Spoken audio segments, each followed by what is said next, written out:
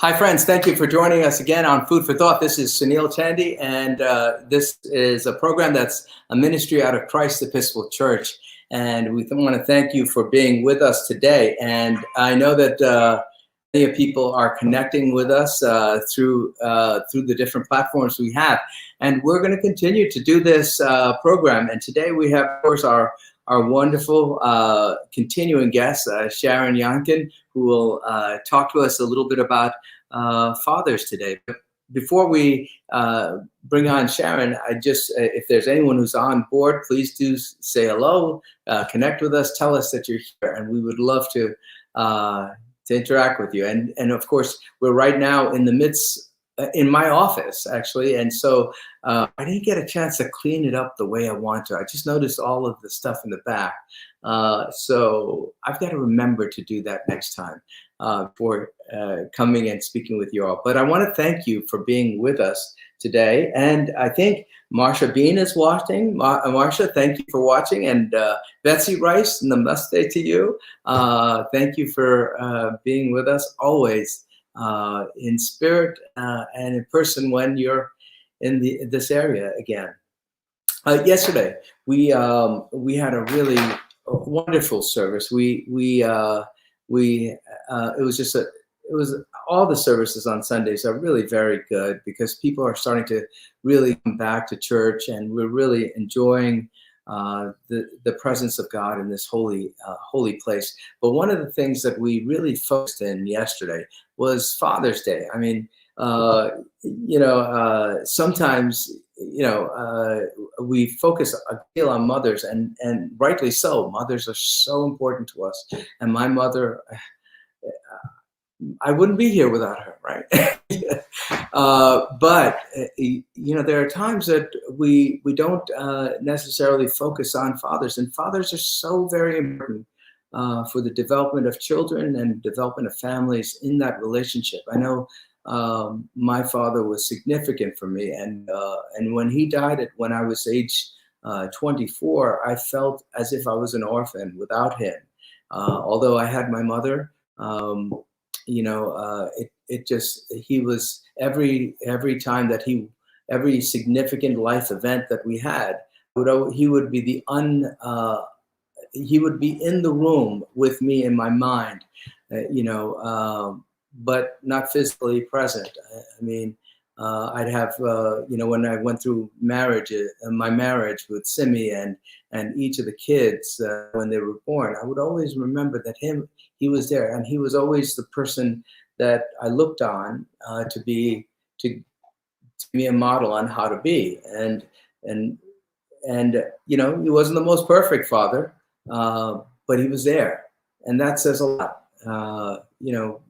And so yesterday, what we did was we remembered fathers, remembered those fathers who were simply present, and some of them were better than others, I think. And then of course there were some that weren't there, some who've passed on. And so these fathers, the place of these fathers, the role models, the encouragement, they would have offered came from other places, uncles and aunts, teachers and friends, pastors and coaches, and mothers, the women of the family, mothers and aunts and sisters and so forth. And so we remembered all of them, because we need people to nurture us and to nurture and model for us and encourage us in as we develop and grow, and at all stages of life. I mean, I think of, even though I'm 54 years old, I still have father figures in my life. I have people that are like father figures and mother figures, other than my mother too. These folks give me, encourage me. They help me. They help me to kind of think outside differently. They also give me wisdom and understanding, and then I get to be that same type of person to someone else, and so of course I'm Father Chandy, right? But that idea of mentoring someone else is very important to me as I pass on, hopefully, wisdom, and not the mistakes I've made, but maybe the learnings through those mistakes. That would be key for me, and I hope to be encouraging, not only to my children but to everyone. And so, anyway, I've got this little chat that's going on between Ben and Sharon, and so I'm going to bring Sharon. Sharon. Oh, hi, Father Sunil. I apologize for distracting you. No, it's okay. I love it. I mean, Ben writes, and I got to put on my glasses now. And Ben writes, Sharon, I think he's talking about me. I'm Father Figgerton. Yes, you are. And he's younger than I am too. But that's okay. You can have many different ages, I think. Yes. And then Sharon writes, I was thinking about I am a Mother Figgerton.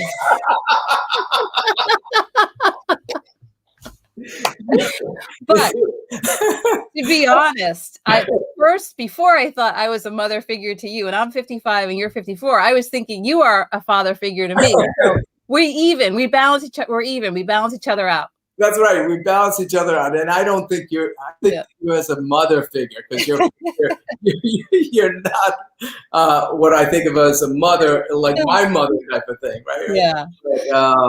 But I do think of both of you as mentors. I mean, I think of you as a mentor, and that actually reminds me of a topic that I'm planning on talking about next time, which is I've discovered a phenomenal book that is used by executive coaches in the corporate world called Helping People Change. And the whole premise is having a compassionate coach or mentor is key to developing, in addition to having an idea of what your dream is. And it's key to helping people really reach their potential. And they had us do an exercise, and we had to think of the people in our life that have had the greatest effect, or that we have felt really empowered by, uplifted by. And guess what? You were one of the people on my list. Oh, thank you. Thanks, Sharon. I'm glad I made that list. Yeah, you made the list. So I was like, yeah, he's one of them. So yeah. I think that's what we're talking about, though. And I feel the same way about you, Sharon. I did want to touch it. There is one story about Father's Day. Yesterday, I had a really wonderful Father's Day. And the reason for that was because, I could be kind of intense with my kids, right?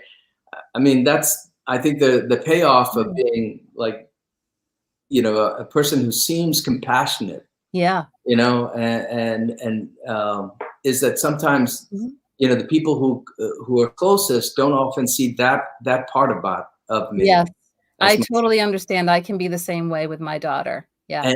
And it's like, it's hard because I've got 3 boys, and they're always, it's like they've got to, I'm always calling them to kind of continue to improve, to grow, to be the best that they can be. And invariably, I sometimes focus on the negative more than their positives. Yeah. And so yesterday, it's like I've been having this hard time talking to my 2 older boys.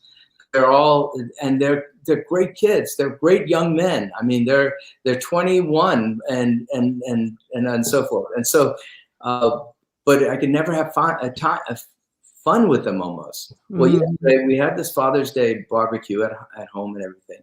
And then my second son, he's in college in his 3rd year, and he's legal and everything. He goes, Dad, you want to play beer pong with me?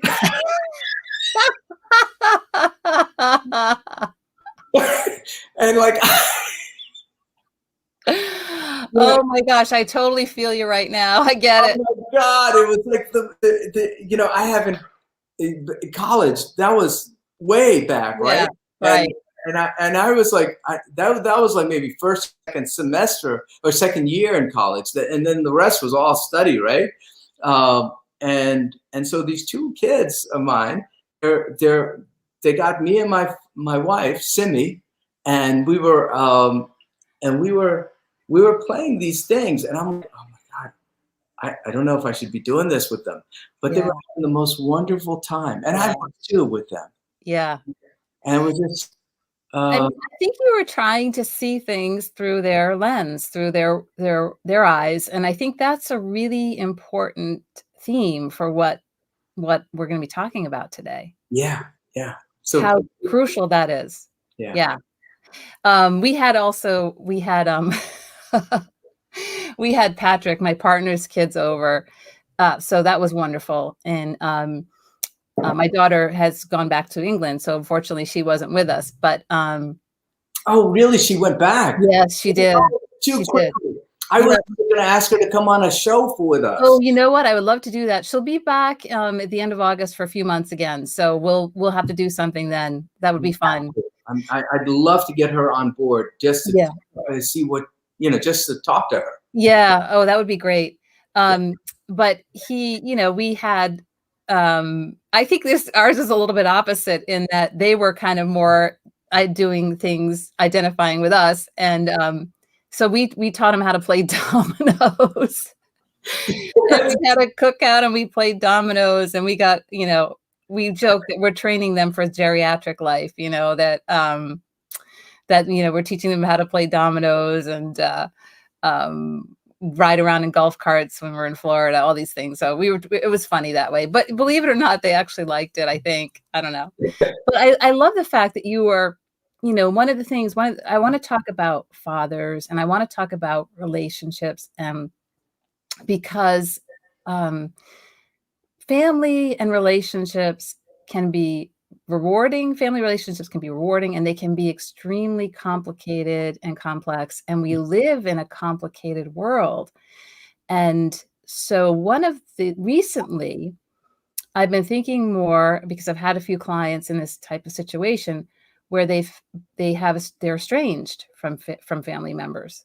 And I started to think more about this and I did some research and I discovered a wonderful book about estrangement with adult children. And this is a very painful topic, I know. And you may be thinking, oh, kind of a downer topic when we're talking about Father's Day. But one of the realities is that, according to, well, there are two books. One is called Fault Lines by Carl Pillemer at Cornell University, and he's a sociologist, so he's not a clinical psychologist. But his book is interesting in terms of the data he's collected. And he discovered in his survey of, I think, about 1,500 people, that about 27% of these families had some estrangement of one form or another. And it's something that we really don't talk about. There's a lot of shame for parents if their adult child has alienated them or won't have contact with them. And yet it's much more common than we may even realize that this is going on. And so that leads me to a second book that I think is brilliant. This one is, it's called Rules of Estrangement by Why Adult Children Cut Ties and How to Heal the Conflict, Joshua Coleman. And I like this book so much that I would even recommend, whether or not you have a situation of estrangement, that if you have children who are teenagers and older, read it because it may help you to prevent having a future estrangement if you understand kind of the pressures that we're under and what are the things that can lead to estrangement. I'm not saying to be afraid, but what I'm saying is to be informed and inform yourselves because I'm learning so much just from reading this myself. Who's the author again? Who's the author? Oh, Joshua Coleman. Joshua Coleman. All right. And in fact, one of the things he actually has an organization, a foundation called Standing Together. And I have the link that Ben has, so I don't know if he could bring that up. But if you are in a situation where, you need to work on family healing, I would even recommend checking out their link. It's standingtogether.net. And it's actually for counselors, therapists, and clergy to receive more training on family estrangement and how to heal families. But I think if you contacted them, emailed them, they could probably give you the names of therapists in this area who are trained in this kind of work if you really need help with that. I think it's an important, it's a specialty. And what I want to say is, I think if you are experiencing some kind of estrangement with your children or your parents, that it does help to go with somebody who's really well trained, because it's like anything, if you get in with somebody who, what can happen, I think, is one of the things that Dr. Coleman talks about, is that sometimes a therapist is an individual therapist, not a family therapist, is trained to kind of more support your side. And you really want, in these cases, somebody who can see both sides and help both sides to understand each other's perspectives through what I think, Father Sunil, you and I talk a lot about deep listening. Yeah. And when one side or the other does not feel like they're being listened to, this is when things can really go off the rails. But I'm very impressed by him. He's been featured on NPR and in the New York Times, Wall Street Journal, and his story is quite interesting. He actually had a daughter young in life. I think when he was in college. I'm not sure if he married or not, but he ended up, he still had regular contact with his daughter, but then he married and had another family.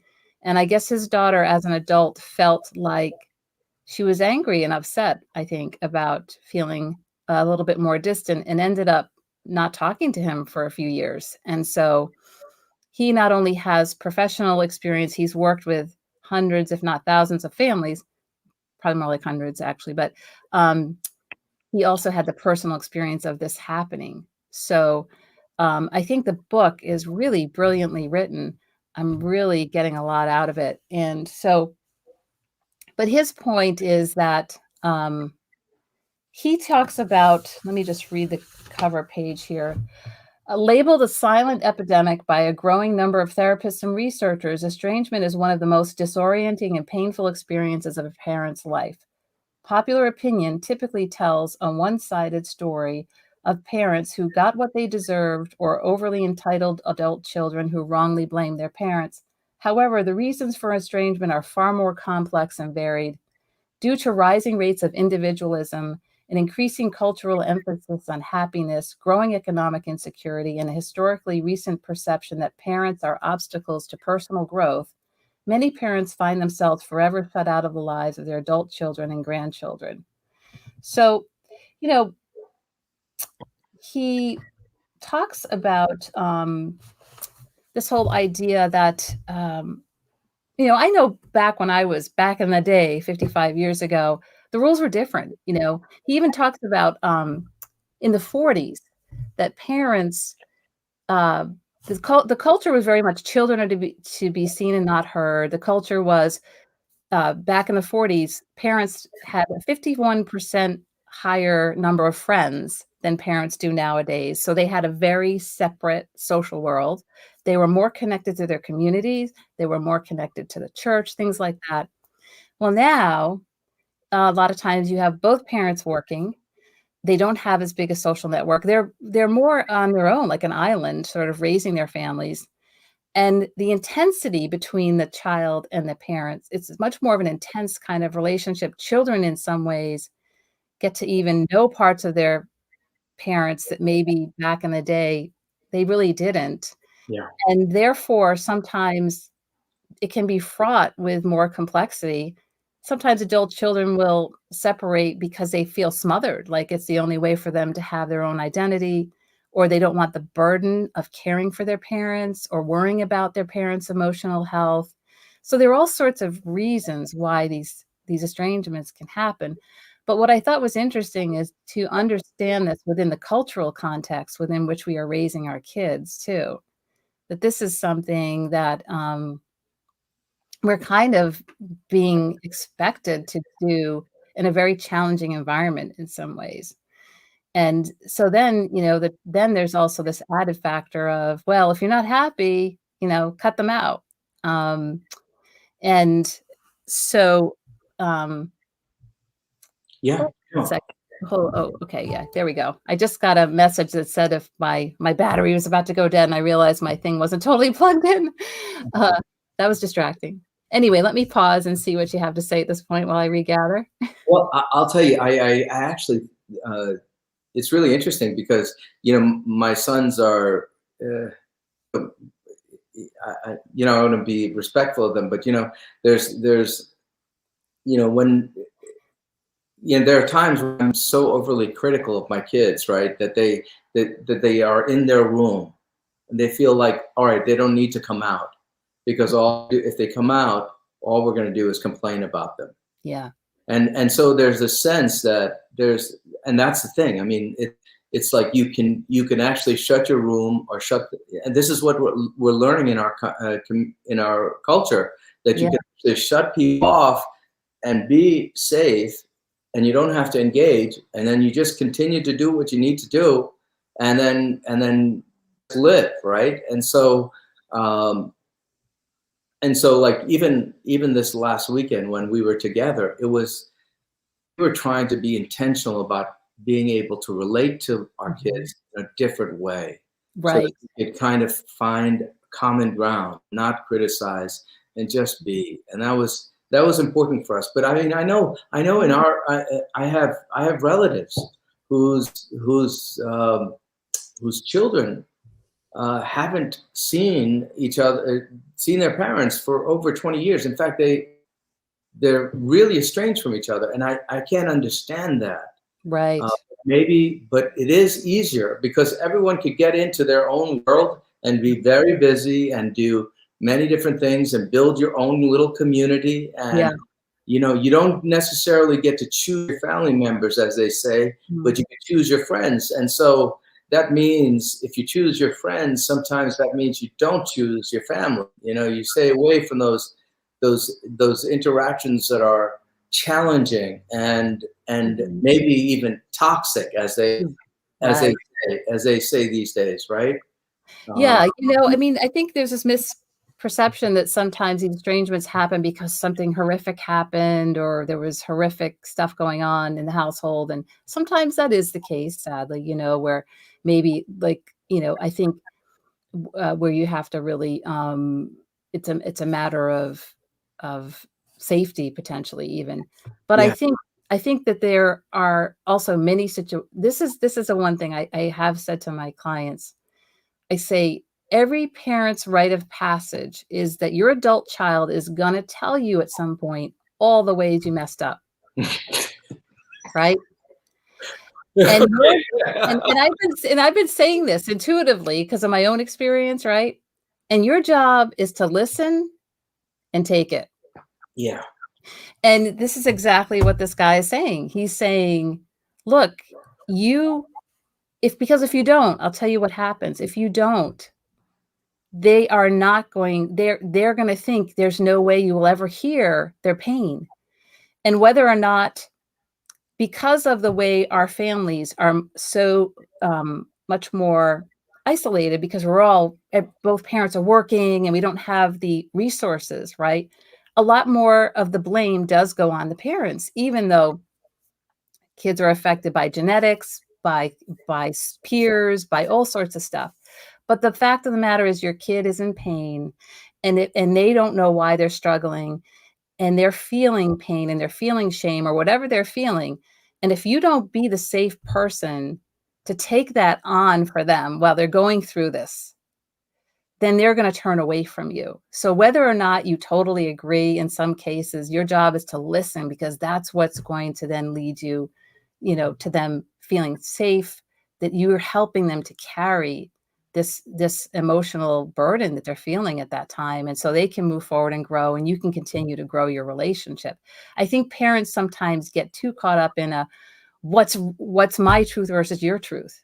It doesn't really matter. Their truth is the one that matters, really, because they're the ones who have the power as adults. Once they start making their own money, they don't have any obligation to stay in touch necessarily. Not if they, I mean, I think it's then through validating them that then they eventually will then be able to hear you. But if you start off right up, nope, that's wrong, I don't want to hear it, or what about all the things I did for you, and da da da, and you take it personally, I think parents have to view it more as you are helping your young adult to get through this tough time. And if it means hearing the things that they thought that for them were painful, you got to listen.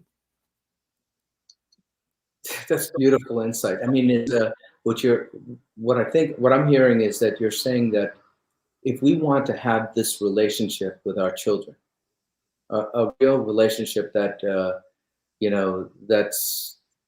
that's not a relationship of just alienation, right? Where you don't have a relationship, but rather something of interaction, maybe Yeah. joy and hope, then what we might have to do is just be able to listen to them deeply.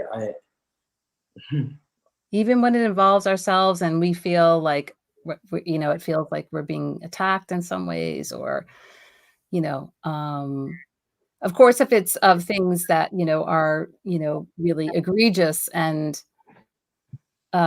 terrible type things that we didn't do, or that, that's a different kind of thing. But a lot of times, I think it's a lot of these things are just, um, yeah, they're accurate in from a child's perspective. If we were busy working a lot and we weren't as available, or we were struggling with depression and maybe we weren't as emotionally present, or it doesn't mean that we're a bad person. We were trying the best we could.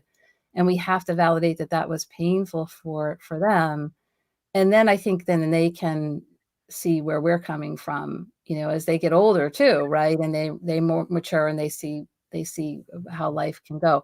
But I really think, rather than listening to my, how I'm summing up what he's talking about, he's very you can see he really cites the research, and he will take you through what the possible reasons why sometimes people there's estrangement. I thought this is interesting.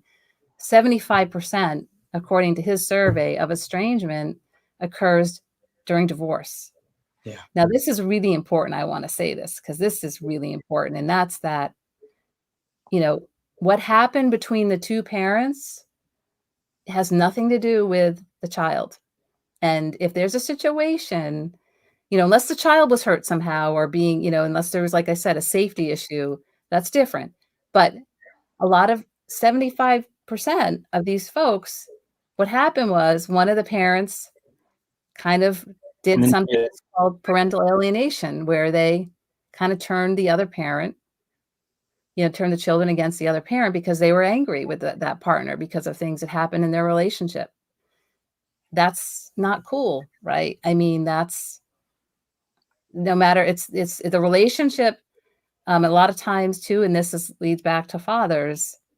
Sometimes, fathers can sometimes end up in a situation where they're alienated from their children. Yeah.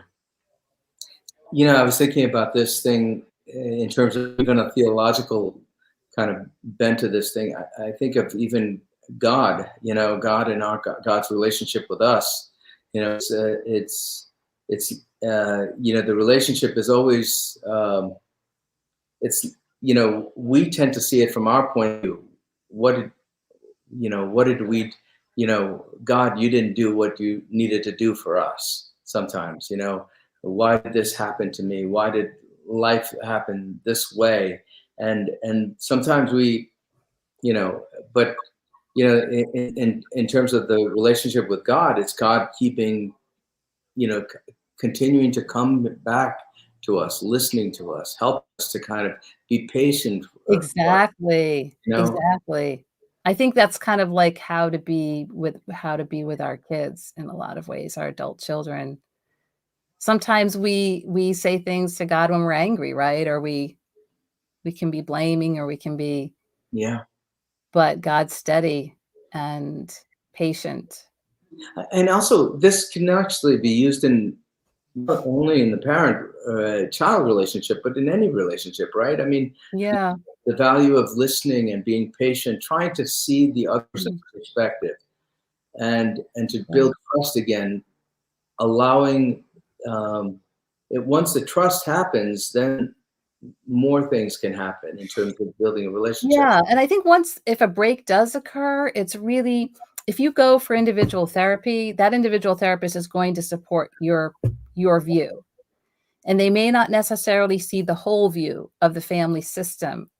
And um, And so family therapy, family therapist is going to see the whole view. It's going to see what the child needs. It's going to see what the parents need, and they're going to see, I think, better how to help heal this situation, because it's very easy. I would say beware of a situation where if you're in therapy, you know, he cites this too, where individual therapists may say, oh, well, your parent obviously was narcissistic, or your parent was obviously, and that's a good reason you should cut them off, right? And then he gets them in therapy and he realizes the parent wasn't narcissistic, they were depressed. Yeah.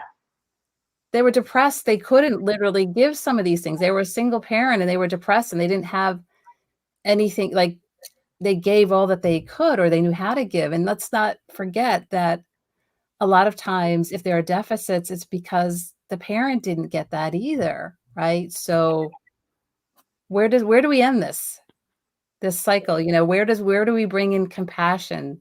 Why wouldn't we want ideally all people to heal in this scenario, instead of, I get that, you know, again, there are extreme circumstances sometimes where it can't be worked through or worked out. But what I'm saying is, though, don't go too quickly to the solution being just to alienate or separate, because I think that with the right kind of intervention, both people can grow and heal and do it in a way where, I mean, ideally, sometimes I think it's just about the estrangement happens because one side's not feeling heard and the other side gets defensive, and you know. Yeah, no. And Sharon, this is such an important topic because there's so much alienation happening. I mean, right now, you know, one of the, and I don't know the exact statistic, but I keep reading over and over again that this COVID-19 situation has actually, instead, when people are so close to each other, they're finding their relationships very strained, and there are. Oh yeah, and you know, one of the big, he has a chapter on values in here. One of the big, and I've seen it too, politics. Yeah. Right? How sometimes family breaks will happen over politics, and the whole idea of, you know, you have to respect that there are certain topics that maybe you can't talk about with each other. Yeah. Yeah. And because it's too interfering with a relationship, but you have to also, although you won't talk about it, you can't, you know, you respect that you have to agree to disagree, essentially, and respect each other for that, not get mad or cut someone off because of it. But yeah, that's been a big one. Yeah, no, I mean, and people cut off each other, their relationships with people, cousins and brothers and sisters, because they don't agree with each other in terms of even politics. And so I think I am going to pick up this book and I'm going to read it, and then maybe we come back and circle it in terms I would love that. I think there's a lot in here we can talk about. It's a big topic, like you're saying, and it's another one of these silent epidemics, I think. Yeah. And it's excellent. I think every parent should read it. I do. Well, Sharon, thank you for giving us insight again and bringing with us for this. It seems the time seems to always go so quickly. It does. When we have a conversation, but you've given us insight again, and hopefully we'll use it and to help us to live our life with joy and hope in this world. Yes. Thank you, Father Sunil, too. It's always so nice talking with you as one of my mentors. You too. And you and Ben, both of you. Yes. Yes. And Ben, too. Ben's also a mentor. All right. Thank you, Sharon. Yeah. Bye. Bye. Folks, this is great. I always love talking with, speaking with Sharon, and of course, learning all the things that we can from the insights that she gives us. But now is our time to end, and we end usually with a prayer. This is the prayer adapted from one written by Bishop Thomas Brown of Maine. The Lord be with you. Let us pray. Jesus Christ, you traveled through towns and villages, curing every disease and illness. At your command, the sick were made well. Come to our aid now in the midst of the global spread of the coronavirus. Heal those who are sick with the virus. May they regain their strength and health through quality medical care. Heal us from our fear. which prevents nations from working together and neighbors from helping one another. Be present with those in authority who are making hard decisions. Support the medical professionals, emergency responders, counselors, and our caregivers. We ask this all in your name, Jesus.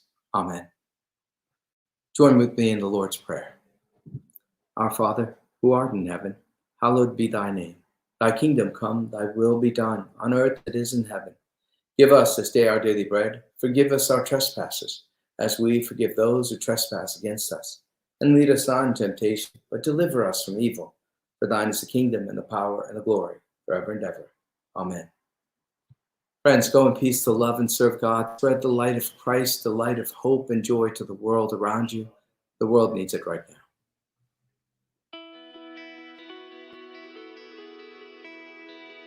Thanks for watching. Did you know that you can join Christ Church from anywhere in the world? If you're feeling connected to what we're doing, email us today at communicate@christchurchwesterly.org.